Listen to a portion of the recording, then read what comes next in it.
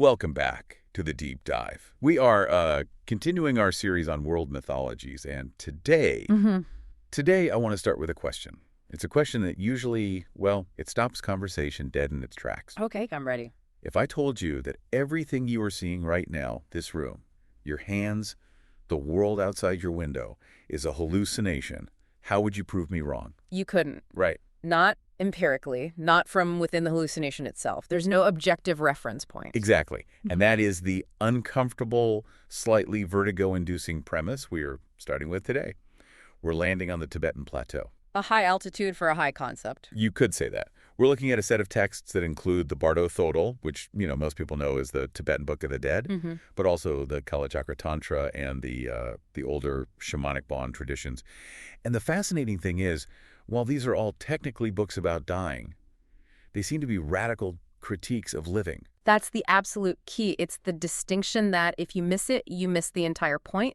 If you approach these texts as just, funeral rites or primitive superstitions about ghosts, you've lost the thread before you've even started. So what are they? They're technical manuals. Manuals for navigation.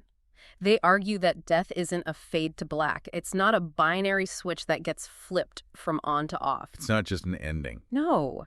It's a high-stakes navigational challenge. It's a skill you have to learn. A skill, like learning to drive a car or learning to swim. Exactly like that. And the argument these texts make, very forcefully, is that if you haven't practiced, you are going to drown. You are going to crash. We're looking at what is, I think, arguably the most sophisticated GPS system for human consciousness ever written. It maps out these incredible cartographies of the Bardo. Okay, let's drill down on that word right away. Yeah. Bardo. I think most of us hear it, and we immediately think Tibetan afterlife. Yeah. It's sort of become this pop culture shorthand for limbo. Yeah. Right? The space between life and whatever's next. Yeah. It has. And it's not wrong, but it's a massive simplification. It's like calling the Earth a blue rock. So what does it actually mean? Bardo literally translates to gap or interval, an in-between state. In the Nyingma school, which is the oldest school of Tibetan Buddhism, a bardo isn't just where you go when you die. Yeah. It is an ontological category, a fundamental way of describing reality. It describes any transitional state where one thing has ended and the next thing hasn't quite begun yet. So a hallway. Yeah. The space between two rooms. A hallway is a perfect metaphor, but here's the radical claim. The room we are sitting in right now, this life, it's also a hallway. Yeah. The texts describe 6 distinct bardos. You have the Kaina bardo, which is the interval from conception to birth, but then you have the Rangzin bardo. That's the bardo of this lifetime. A bardo of this lifetime. So what we're doing right now. This conversation. This is it. We're in it. To the Tibetan masters, what we call life is just the gap between birth and death. That feels a little bleak. Well, they'd say it's just realistic. It's a transient, illusory gap, and its defining characteristic is the dualistic split of self versus other, me versus you, us versus the world. We think this is the real world because it feels solid and persistent. But the texts argue this is just a slower, denser, more convincing hallucination than the one you experience every night when you fall asleep. Which brings us to the origins of this whole system.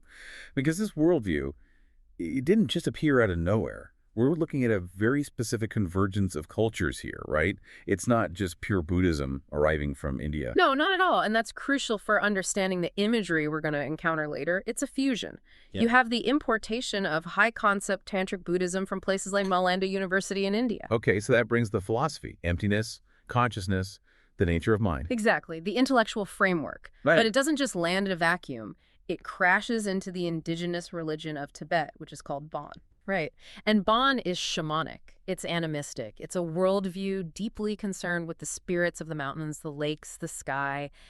It's about appeasing local deities and, very importantly, dealing with the concept of the soul, or blah, the life force. So you have this high philosophy meeting this very earthy, elemental spirituality. And when they merge, you get this incredibly unique system where profound, subtle philosophy is explained through terrifying, visceral imagery of demons, ghosts, and blood-drinking deities.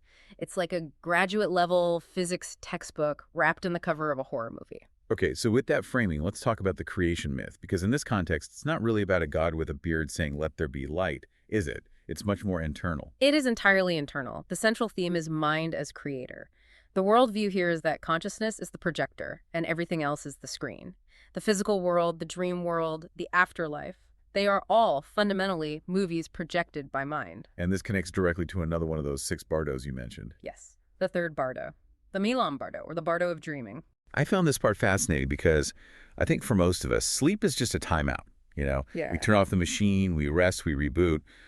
But these sources treat it as a simulation, a training ground. It's a dry run for death. The Bardo Thödol is explicit about this. It says the physiological and psychological mechanism of dreaming is identical to the mechanism of dying. Think about it. When you fall asleep, what happens? Well, you lie down, you close your eyes. Your sensory input gets cut off. The outer breath of sight, sound, touch, taste, smell, it ceases. The physical world effectively dies to you for a few hours. Right. And what happens then? Does it all go black? No, your mind starts making stuff up. You have dreams. Your mind projects an internal reality, a full-blown world with people, places, narratives, intense emotions. And we completely accept that reality as real while we're in it. Yeah. If I dream I'm being chased by a tiger, I am genuinely terrified. I don't stop and say, hey, wait a minute, this is just some neurons firing in my parietal lobe. And that is exactly the problem. That lack of lucidity, that inability to recognize the projection as a projection. That is why we suffer in life, according to this view, and it is precisely why we get lost in the bardos of death. This is why dream yoga is such a critical part of the preparation. Dream yoga. So we're talking about lucid dreaming, becoming aware that you're dreaming while you're dreaming. We are talking about lucid dreaming, but with a soteriological purpose. That means for the purpose of salvation or liberation. It's not just about having fun and learning to fly in your dreams, though that's part of it. That's training. It's training. If you can wake up inside your dream and stabilize that awareness, if you can realize, hey, this is a dream, I can change the scene, I can conjure things, I can face the tiger without fear because it's not real, then you are training your mind for the main event. Which is death. Which is death. Because when you die, you're going to be thrown into a much more intense, much more chaotic hallucination. The argument is, if you can't master the relatively gentle simulation of the dream state, you won't stand a chance in the full immersion reality of the bardo. So my recurring dream where my teeth are falling out, Mm-hmm. my inability to realize that's a dream is actually a kind of spiritual failing. In this context, absolutely, yes. Yeah. It means you lack the stability of mind to recognize projection as projection. You are, in a very real sense, a slave to your own movie. Okay, that raises the stakes for taking a nap considerably. Let's move on to the divine hierarchy. This is the cosmology, the layout of the universe. Because before we get into the step-by-step of the dying process, we need to understand the map. Right. And the text described this hierarchy of bodies or levels of reality. Honestly, the Sanskrit terms can get a little dense. You have Dharmakaya, Samvogakaya, Nirmanakaya. Can we translate this into plain English? Of course. The best analogy, and it's one we've already touched on, is the cinema. Think of an old-school movie projector in a theater. Okay, I'm visualizing it. The big machine at the back, the beam of light. Perfect. The Dharmakaya, or the truth body, is the raw white light inside the projector bulb. It is pure, undifferentiated potential. It has no form, no color, no story. It's just luminous, empty energy. This is the mother luminosity or clear light that we're told we'll meet at the moment of death. It is the absolute source. Okay, pure light. Got it. Now, that pure light passes through the film strip. What does the film strip do? It has frames on it, images. It gives the light color and shape. Exactly. It fractures the pure white light into colors, shapes, patterns, and rays. That level of reality is the Sambhogakaya, the enjoyment body, or body of rich endowments. This is the realm where pure energy first manifests as form, but it isn't physical yet. It's a world of pure light and sound. This is where the deities live. So this is the realm of archetypes almost, the raw data of reality. A great way to put it. And finally, what happens to that patterned light? It hits the screen at the front of the theater. And on the screen, it resolves into what looks like solid objects. People, cars, trees, you and me having this conversation. That is the Nirmanakaya, the emanation body. That's our physical world. So our physical world is the movie on the screen. Yes, and the fundamental mistake we make as the audience is thinking the screen is the only reality. We get completely absorbed in the plot of the movie, forgetting about the projector and the light source entirely. The Bardo journey is essentially the process of the movie ending, and you walking backward from the screen, through the lens, and straight into the blinding light of the bulb. So when we die, the screen goes black. The physical world, the Nirmanakaya, disappears. Yeah. And we are left staring at the film strip. Precisely. We're left in the realm of pure energy and light, the Sambhogakaya. And this is where we encounter the major gods. The text calls this experience the mandala of the 100 deities. It's a very structured appearance of 42 peaceful deities and then 58 wrathful ones. Now, this is a crucial point. Usually when people hear gods and demons, they think of external beings like Zeus is up on Mount Olympus, and if I make him mad, he throws a lightning bolt at me. Or demons are these evil spirits from some other dimension coming to get me. That is the standard exoteric religious view across most cultures. But Tibetan Buddhism pulls a massive, radical U-turn here. And this is the part that is, frankly, the hardest for a Western dualistic mind to really wrap itself around. Okay, what is it? The texts are incredibly specific, almost shouting the instruction at the deceased. "Oh, noble one, be not afraid of the bands of the peaceful and wrathful ones. They are not coming from somewhere else. They are the projections of the wisdom of your own mind. They are your own thought forms." Forms. That sounds almost modern, like something out of psychology. It is depth psychology, centuries and centuries before Freud or Jung ever put pen to paper. The core insight is that these deities are self-display. They are projections of your own enlightened nature. Because you no longer have a physical brain and body to filter and dampen your perceptions, your own internal energy just spills out, and it manifests as these giant, towering, luminous figures. So let me get this straight. If I see the Buddha Vairocana, who is described in the text as this brilliant, dazzling white figure at the center of the mandala, I'm actually looking at a part of myself and my own potential for wisdom. You are looking at your own consciousness, stripped of its neurotic, ignorant filter. Vairocana represents the wisdom of the all-pervading sphere. His function is to transmute the poison of ignorance. But here's the catch. Here's the navigational hazard. There's always a catch. He appears as a light so bright, so terrifyingly pure and vast that your ego, your sense of being a separate, solid me, can't handle it. Why? I mean, if it's a pure wisdom, shouldn't it feel good? Shouldn't it be comforting? Think about being in a pitch-black cave for 3 days and then suddenly walking out into the high noon desert sun. Does that feel good? No, it's painful. It's blinding. You'd want to run back into the cave. Exactly. The ego craves definition, shadows, separation, comfort. The pure, non-dual light of the Dharmakaya dissolves all of that. It's ego death in real time. So the text says we naturally recoil. We panic. And right next to that blinding, brilliant white light of wisdom, a second light appears. A softer, duller, more comfortable white light. The dull lights, this is the trap. This is the trap. The dull white light looks cozy. It looks safe. It looks like a nicely shaded lamp in a comfortable living room. But that light is the pathway to rebirth in the God realm, the Devaluka. It represents blissful ignorance. So you have a choice. Run toward the scary, blinding light and be free, or run toward the comfortable, soft light and get reborn. Precisely. If you brave the blinding light of Vairocana, you become the light. Liberation. If you flee from it and embrace the dull light, you get reborn as a god who lives for eons in a state of bliss. But eventually, that good karma runs out and you fall back into the lower realms. You've just kicked the can down the road. It's completely counterintuitive. We are biologically and psychologically wired to seek comfort and safety. But this map says safety is the trap. Safety is the trap of cyclic existence, yes. Yep. And this exact pattern repeats for all 5 of the central Buddha figures, the Dhyani Buddhas. Okay, walk me through the others. After Vairocana, who's next? Next you meet Akshobhya, the blue Buddha of the East. He represents mirror-like wisdom. His function is to transmute the poison of anger and aggression. He appears with this brilliant, diamond-like blue light. And the trap there, the dull light. The trap is a dull, smoky light, and this is the light that leads to the hell realms. It's the karmic attraction of your own unresolved anger. So if you're an angry person, you'll be drawn to the light that represents hell. Wow. It's a magnet. Your karmic habits pull you toward the corresponding light. After Akshobhya, you meet Ratnasambhava, the yellow Buddha of the South. His wisdom is the wisdom of equality, and he transmutes the poison of pride and miserliness. His light is a brilliant yellow. And the dull yellow light leads where? It leads to the human realm, the realm of desire and striving. And then you have Amitabha, the red Buddha of the West. His is the discriminating wisdom, transmuting the poison of passion and craving. His light is a brilliant ruby red. And the dull red light. That leads to the hungry ghost realm, the Preta Loka, a state of perpetual unsatisfied craving. That makes sense. Craving leads to the realm of craving. And finally, Amoghasiddhi, the green Buddha of the North.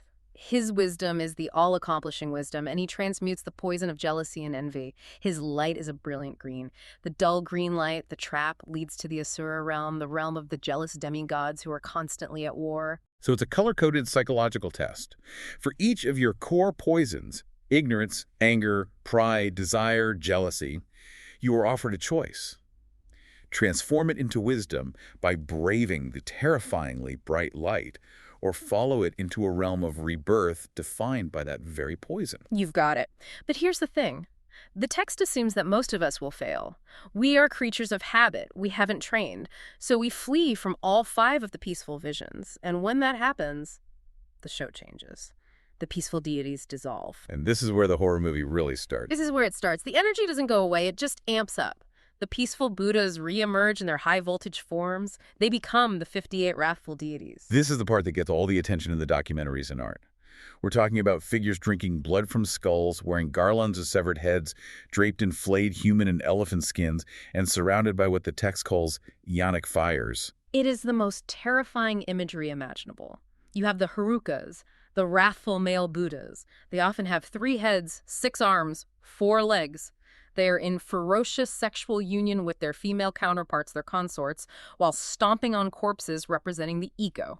They are roaring and screaming mantras like, strike, kill. If I saw that, my only instinct would be to run, as fast and as far as I could. Which is what most consciousnesses do, and that desperate flight is what propels you toward a womb, toward a new body.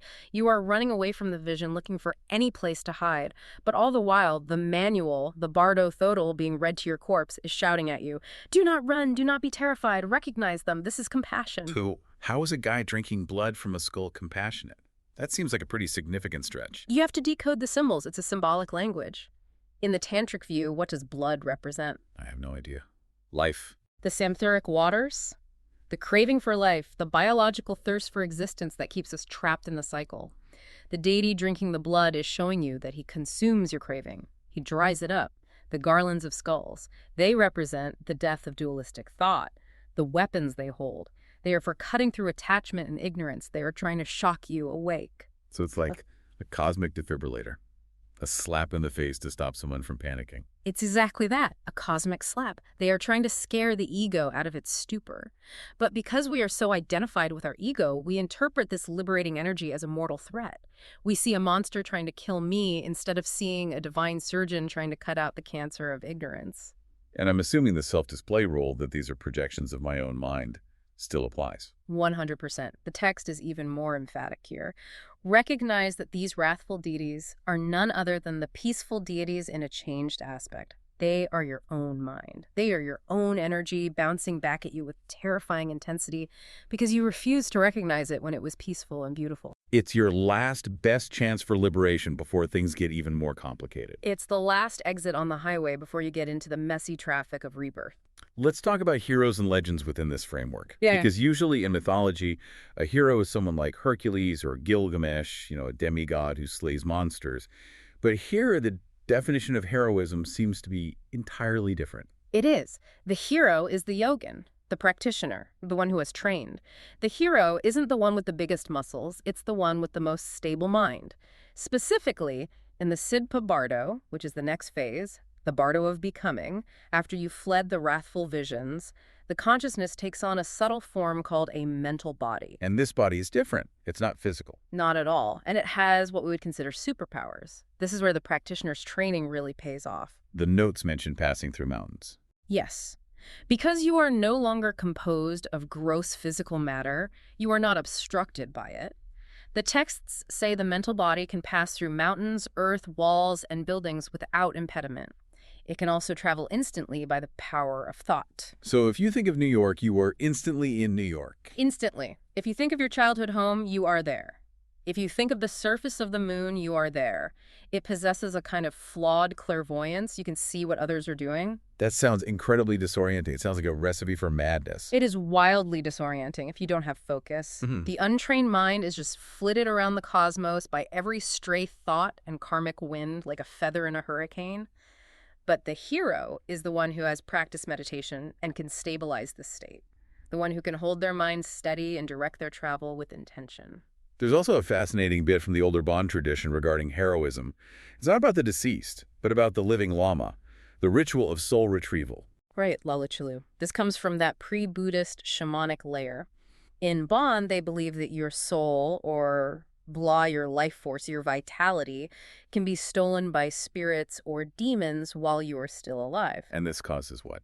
Depression, listlessness, chronic illness, a loss of vitality, what we might call clinical depression, they would diagnose as soul loss. So the Lama, the Bonpo priest, acts as a hero negotiator. A negotiator Well, with demons? Exactly. They go into a trance and travel to the spirit world, but they don't necessarily fight. They perform a ransom.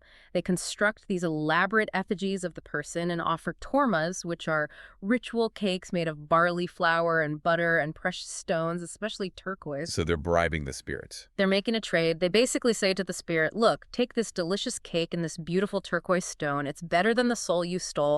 Give us the blah back. It's a metaphysical hostage exchange. And why turquoise specifically? In Tibetan culture, turquoise is considered a soul stone. It has a deep connection to the life force. It's believed that it supports and protects the blove. If a person is wearing a piece of turquoise and it changes color or breaks, it's seen as a very bad omen for their health, a sign that their life force is weakening. So the hero here is a kind of spiritual diplomat. Or a lawyer for the soul, you could say.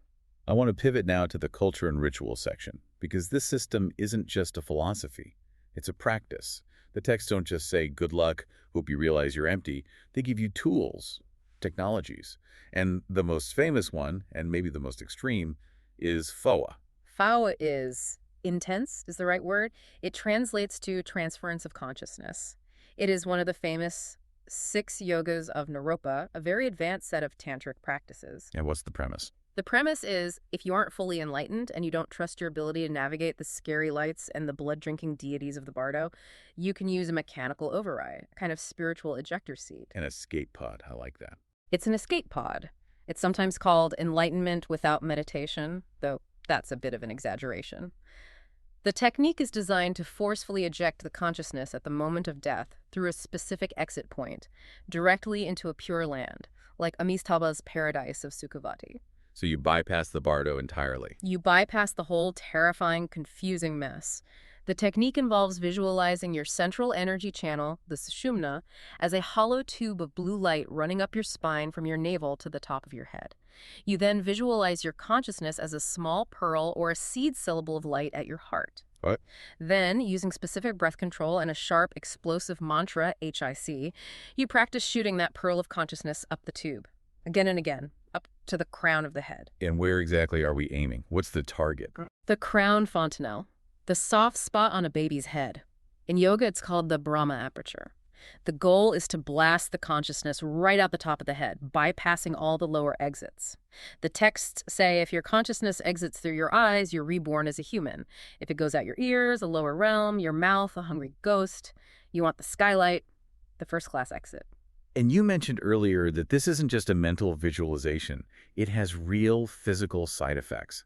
This is the part that just blew my mind. It is a psychophysiological process. It's not just imagination. Serious practitioners who train in Phowa for years, or even in an intensive retreat, will actually see physical changes to their skull. A small swelling or a persistent soft spot develops at the crown. Sometimes a little drop of lymph fluid or even blood will leak out. A hole in their head. A small opening, yes.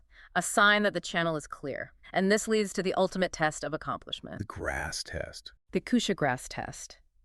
At the end of a Phowa retreat, to verify that the students have actually opened the channel, the Lama will take a stalk of Kusha grass. It's a stiff, sacred grass used in rituals. And gently, carefully, try to push it into the fontanelle of the student's head. They're literally sticking a piece of grass into your skull. Into the energy opening at the crown? Yes. If the practice has been successful, the grass slides in an inch or two and stands upright on its own. It holds itself there. It's the physical proof that the door is unlocked. So when the moment of death actually comes, you don't have to fumble with the keys in a panic. You just push the door open and leave. But there is a massive, bright red warning label on this particular box of tools. A huge one. The final forceful ejection is done with a second mantra. PHET. If you perform that full ejection before your time, before the body is clinically dead, you kill the body instantly. It is, if misused, a suicide technique. So you're severing the connection. You are severing the cord between consciousness and the physical form. You have to practice it just up to the point of almost, and only pull the final trigger when the outer breath has completely stopped. It sounds like practicing marksmanship with a loaded gun pointed at your own head. It is. That's why it must be learned from a qualified lama. You do not learn Phawa from a YouTube video or a book. Okay, let's walk through the actual death and afterlife journey now. Let's assume we haven't mastered Phawa. We're going the standard route, step by step. Phase 1, the Chikai Bardo, the Bardo of the moment of death or the dissolution. So, I am on my deathbed. What is happening to me, according to the texts? The texts describe a very specific sequence of elemental collapse. This is a physiological breakdown that correlates to subjective internal visions. First, the earth element dissolves into the water element. And what does that feel like, physically and mentally? Physically, you lose all your strength. Your body feels incredibly heavy. You can't hold your head up. Subjectively, you feel a sensation of sinking or being crushed by a huge weight, as if a mountain were pressing down on you. The internal vision that corresponds to this is like a shimmering mirage on a hot day. Okay, that's incredibly specific. What's next? Next, the water element dissolves into the fire element. Physically, all your bodily fluids begin to dry up. Your mouth, your tongue, your nose get dry. You feel an intense, unquenchable thirst. The corresponding internal vision is like a cloud of smoke filling a room. Then fire dissolves into wind. Yes, your body heat is lost. It starts in your extremities. Your hands and feet get icy cold, and the warmth retreats inward toward the heart. The internal vision is of sparks, like fireflies dancing in the dark, or sparks from a blacksmith's forge. And finally, the last dissolution of the gross elements. The wind element dissolves into consciousness. This is the critical moment. The breath stops, the outer breath ceases, the rattling death breath happens, and then silence. The internal vision is like a sputtering butter lamp, a single flame that flickers and is about to go out. And at this point, from an outside perspective, the doctor calls the time of death. The heart monitor flatlines. Correct. The person is clinically dead, but internally, the most important part of the show is just starting. Now the subtle energies in the body begin to collapse. The white drop, a creative essence received from your father at conception, which resides at the crown of your head, begins to descend down the central channel. Okay. Simultaneously, the red drop, the essence from your mother residing at your navel, begins to ascend up the central channel. They move toward each other, toward the heart center. And when they meet at the heart, You experience 3 visions in quick succession. A flash of white light, like a moonlit sky. Then a flash of red light, like a sunset. Then a flash of blackness, like a dark sky just before dawn. And immediately after that blackness, they meet. And that meeting triggers the dawning of the mother luminosity, the Adgesol, the primary clear light of death. this is the moment we talked about earlier. The light from the projector bulb. This is it. The naked truth of the universe, the ground of all being. It is described as blindingly brilliant, like 1,000 suns, but without heat or form. Just pure, empty, luminous clarity. And if you can recognize it, if you can just relax into it and realize, this is me. Boom, game over. You are liberated. You become the Dharmakaya. You skip the scary gods. You skip the judgment. You skip rebirth. You have merged with the source. You've gone home. But most of us miss it. We miss it. We have spent our entire lives distracted, identifying with our thoughts, our bodies, our stories.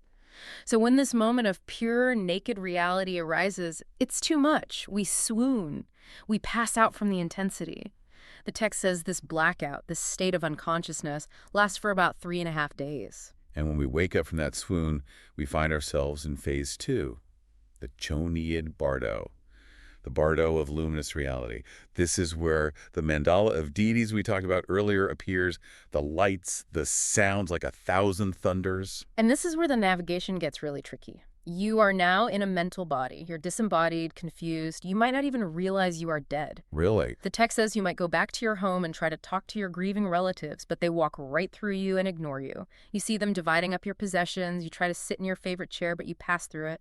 This goes on for days. That slow, dawning realization, oh my God, I am dead, must be the ultimate panic attack. It creates intense fear and sorrow, and that emotional turmoil is what propels you forward.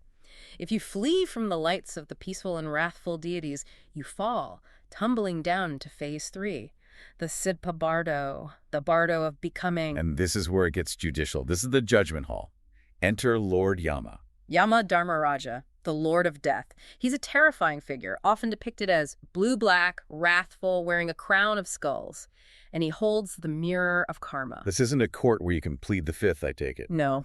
The text describes a good spirit who is born with you, who has been counting your virtuous deeds your whole life with white pebbles, and an evil spirit who has been counting your non-virtuous deeds with black pebbles. They dump the pebbles on Yama's scales. That's a literal karmic accounting. It is, and you can't lie. Yama looks into the mirror of karma, and every single act of your body, speech, and mind from birth to death is reflected there, perfectly and clearly.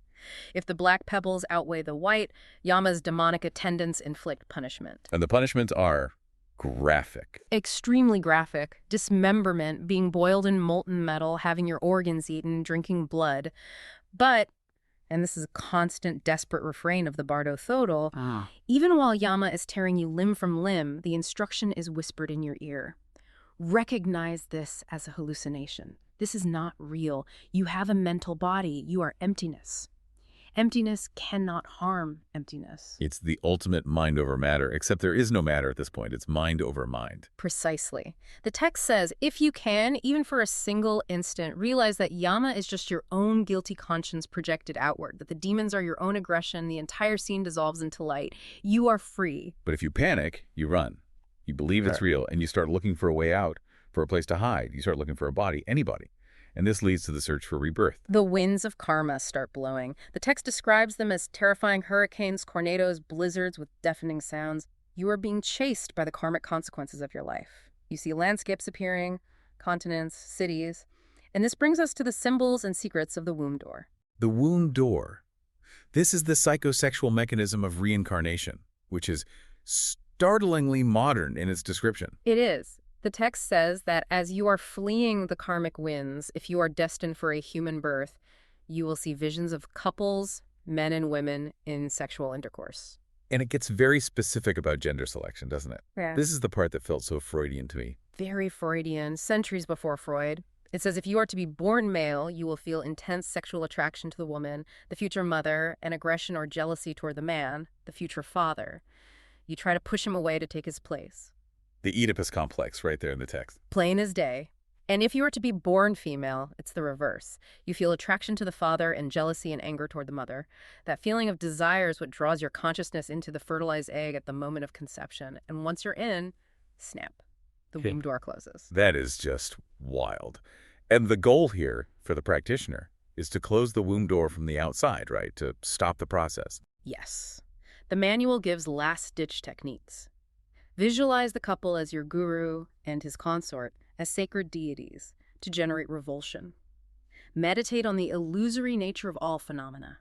Do whatever you can to stop that final moment of craving. Because once you enter that door, you are trapped in a new life, a new body, with total amnesia of your past lives and the Bardo journey. You have to start all over again. We've talked in incredible detail about the individual journey, but I want to zoom out now to the cosmic level, to the end times. The outline mentions the Kalachakra Tantra and the Shambhala prophecy. How does this fit into the bigger picture? This is the eschatology of the system. Kalachakra literally means wheel of time. It's a system that maps the cycles of the individual body, the breath, the subtle energies, onto the cycles of the cosmos, the planets, and history.